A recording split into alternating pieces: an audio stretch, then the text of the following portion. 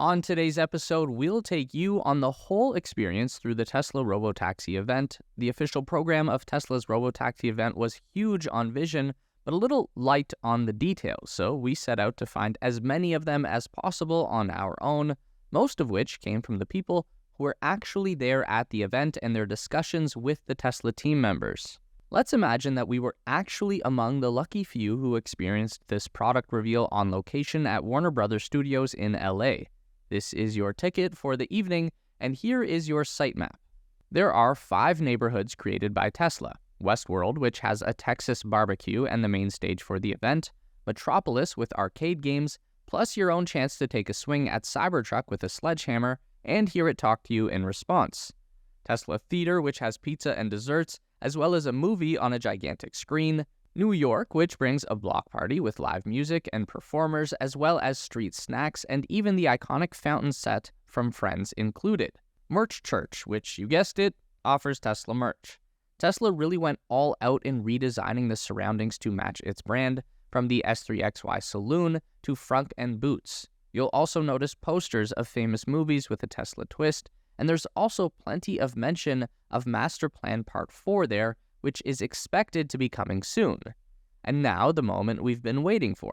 Tesla's chief designer Franz von Holzhausen appears on stage and explains briefly, "We are here to experience a future that is closer than you think."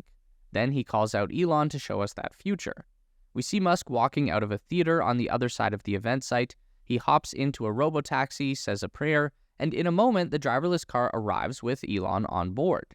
Elon welcomes everyone to the We Robot party because the event did indeed give us more of a party and less of the specific details about the robotaxi that we kind of hoped for. However, gathering pieces of the puzzle from event visitors all across the internet has eventually revealed quite a lot of information, which we will get into today. There were 20 Cybercab prototypes driving around in the event, giving the attendees rides between the 5 locations on the map. Another 30 Model Ys drove around fully autonomously with no one in the driver's seat, so not everyone got a Cybercab all the time, but let's imagine that you did. The interior of the Cybercab is spacious, lots of room for your legs since there's literally nothing, not even pedals, blocking them. You'll select a destination from the screen, buckle the seatbelt which triggers the doors to close automatically, and off you go. While driving, or riding I guess, you can watch movies or play games through the display. On the top of the screen, you'll see progress towards the destination. On the bottom edge of the screen, you have touch buttons on each side with Stop Ride, and in the middle, you have options to see the theater, games, or map. So here's what we learned about the Tesla Robotaxi, which seems to now officially carry the name Cybercab. Elon says the Cybercab will be priced under $30,000 and can be bought by anyone. Previously, we've wondered if Tesla wants to own and launch all of the Cybercabs itself, but looks like this isn't the case. He continues that you can basically shepherd your own fleet of autonomous taxis, or just use it for yourself. Tesla's socials later mention some kind of fleet management software that will also be available. Tesla says you can call your Cybercab once and it is yours for as long as you need it, for quick trips, or even for the full day. Elon's timeline says the Cybercab will be available before 2027. On a related note, Marques Brownlee, or MKBHD, promised to shave his head if Tesla actually makes this timeline. Now let's take a deeper look into the Cybercab design. Naturally, it comes with no steering wheel and no pedals.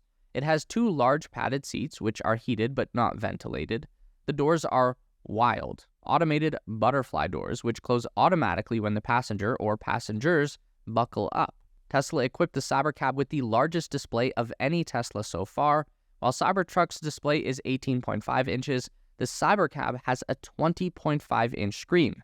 Kind of makes sense since you will either be on your phone or using the display while you're driving around with no need to even look out the window. Likely for the same reason, the seating position is rather low compared to other models. The riders have reported the Cybercab only has 3 interior buttons, 2 window switches on the doors, and the dome light switch. Looking at the exterior of the vehicle, which Tesla has painted in silver and gold for the event, and official images, it is now confirmed by an engineer on the Robotaxi program it will not use stainless steel like the Cybertruck, but rather aluminum body panels due to costs. It also has a standard metal roof, not a glass roof. Tesla also uses door frames that run all the way around the windows here, unlike other Teslas, likely another way to reduce costs. The Robotaxi has a front and rear light bar similar to the Cybertruck, and perhaps that we'll see in the Model Y Juniper. The front light bar also seems to have a laser projector built in. The trunk, although we have no numbers yet, seems huge, mostly thanks to its two-seater design, and the rear hatch opens rather high upwards. I don't know about you, but we're betting Tesla will start cooperation with some delivery services for the Robotaxi to maximize utilization. The short front and the fact that the vehicle is front-wheel drive leaves no room for extra space up there. There was no range given, but it is expected to be around 200 miles per Top Gear's interview with Tesla engineers, which isn't as bad as one would think, unless you've ever had a taxi ride over 200 miles. And on the fleet scale, this will keep costs low by carrying less battery around. The efficiency is aimed at 5.5 miles per kilowatt hour, which would make it by far the most efficient electric car ever made. Considering the aerodynamic design and Tesla's best-in-class powertrain efficiency, it definitely makes sense. As we guessed from the early teaser images, the wheels of the Cybercab are actually different sizes, with rear wheels at 21 inches and front wheels 18 inches. Now yes, you will find that the tires were actually painted over just a little bit to make the wheels appear bigger and the tires appear thinner. This gets the prototype looking closer to the official rendering images, but we'll see what the actual Robotaxi wheels look like. Cybercabs will not have Tesla logos, much like the Cybertruck. Everyone will know it's a Tesla by the design anyway, and if not, then maybe by the fact that there is no one holding a steering wheel. Now, how do you charge a Cybercab? Only wirelessly, it turns out. As expected, Tesla introduced, without too many details yet, an inductive charging system for the first time. What most people did not expect, and what both Elon and the Tesla team members have confirmed, is that there will be no charging port on this vehicle. You cannot plug it in. Now, if you've met us humans, you know we can be rather messy. I mean, why not grab some popcorn to watch a movie on the screen while riding longer distances or through traffic jams? While this is perhaps bullish for the movie industry, it'll also cause a big problem: cleaning. Tesla showed off a new automatic vacuum and scrubbing unit that was cleaning the Robotaxi seats and screens. The Cybercabs can be automatically cleaned and charged at dedicated hub locations, but it's currently unclear if Tesla plans to launch these itself or have third-party businesses pop up to serve the market. On the autonomous side, Tesla engineers have confirmed the Cybercab runs on upsized AI5 hardware for FSD. There are 2 cameras at the top of the windshield, a front bumper camera, 2 B-pillar cameras, and 1 rear-facing camera. Vision only, there is no radar or LiDAR. What strikes us as a bit weird is that there appears to be no washers for the camera lenses either. In case you find anyone doubting the Robotaxis were running on FSD, here's a video that shows some evidence. The brake lights. The brakes only flash like that when self-driving is activated. Now, just one more thing. As Elon says, what happens if you need a vehicle that's bigger than a Model Y? Enter the Robovan, or as Elon calls it, the Robovan, which is weird and we're never going to call it that again. Anyway, he says it would be very good for transporting both people and things around the urban environment, with a capacity of 20 people at a time. This would be Tesla's solution for high passenger density, so if you're looking to take a sports team somewhere, for example, or really get the cost of transportation down to 5 cents or 10 cents per mile for something like public transit, maybe even underground public transit, as in the Boring Company, then you could use the Robovan. Although there is no price or release date yet, it seems the Robovan is meant to go with the Cybercab. When Elon says the future should look like the future, this one is the kind of vehicle he's talking about. A couple of years ago, back at the opening of Giga Texas, Elon said that Tesla had just designed an upcoming vehicle that would look quite futuristic. I'm sure this is what he was picturing at the time. Elon says the design of the Robovan is taken after Art Deco trains from the 1930s. The example given is the Mercury Streamliner, designed by Henry Dreyfuss and used to ferry people around the American Midwest for 2 decades. Much like the Cybercab, the Robovan is designed to be as easy as possible to move in and out of. It has large glass sliding doors, and the floor of the vehicle is as low to the ground as it can possibly get. Elon explained this later on X, writing, "The unusually low ground clearance is achieved by having an automatic load leveling suspension that raises or lowers based on smooth or bumpy road conditions."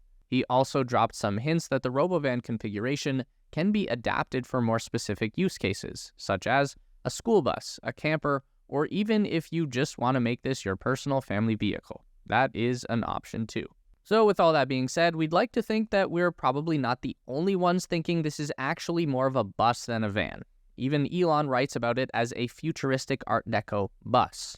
Elon also commented that the view from the inside is one of extreme openness with visibility in all directions, although it may appear otherwise from the outside. Tesla has also just last week filed trademark applications for both Robobus and Robotaxi. Okay, so we've got two really crazy looking new products from Tesla, but what exactly is this all for? What is the plan? Well, we can start with Elon's explanation on why today's transportation sucks. When we think of transportation today, there's a lot of pain that we take for granted that we think is normal, like having to drive around LA in 3 hours of traffic. With autonomy, you'll get your time back. So your Cybercab would still get stuck in traffic. I've never experienced a 3-hour traffic jam. Most people probably don't, but you'd still be able to do stuff other than drive while being stuck in traffic. Now, the big question is just how useful this robotaxi network will be. If anyone is going to choose this over an established service like Uber, then it needs to be at least equally as convenient. I don't really care how cheap it is if there aren't enough Cybercabs to get me where I'm going as fast as possible. The Cybercab itself only has 2 seats, and the reason for that is 90% or more of all ride-hailing demand is for 1 or 2 passengers. In the Tesla Robotaxi network, the rest of the demand will be filled by Model 3 and Model Y owners, and of course, Cybertruck and others being able to deploy their vehicles to the network. One major question that was answered following the event is just how many of the existing Tesla vehicles will qualify as potential robotaxis. In a quick chat interview with Franz von Holzhausen and Lars Morvai, Kim Java was able to confirm that even the older vehicles running Hardware 3, like her 2018 Model 3, will be able to run on the robotaxi network fully autonomously. Every Tesla is a robotaxi, Lars Morvai said. Okay, so there's some potential that this could actually be convenient if you live in a city with a lot of Teslas, but just how cheap can a robotaxi actually get? Elon talked a bit about the low cost for autonomous transit in his presentation. If we take the city bus as our standard for the cheapest possible way to move from point A to point B, that's about $1 cost per mile on average, while he estimates the Cybercab will be around 20 cents per mile, maybe 40 cents after taxes and fees. Okay, so less than half the price of the cheapest existing option.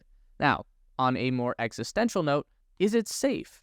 Elon reiterates that AI has lived 1 million lives, so it's been trained on nearly infinite quantities of driving data, with numerous odd situations. FSD has more real-world road experience than any living human being, in theory. And beyond that, since it always pays attention at all times and is always fully aware of its complete surroundings, autonomous driving systems can be somewhere between 10 and 30 times safer than humans. Again, in theory, yet to be proven, but the reasoning does check out. Now, when does this all happen? Well, according to Elon, faster than you'd think. He's currently projecting that unsupervised FSD will be approved in California and Texas in 2025, but that's only going to apply to the Model 3 and Y at first. Then S, X, and Cybertruck will get approval at some point in the future, but that is unspecified.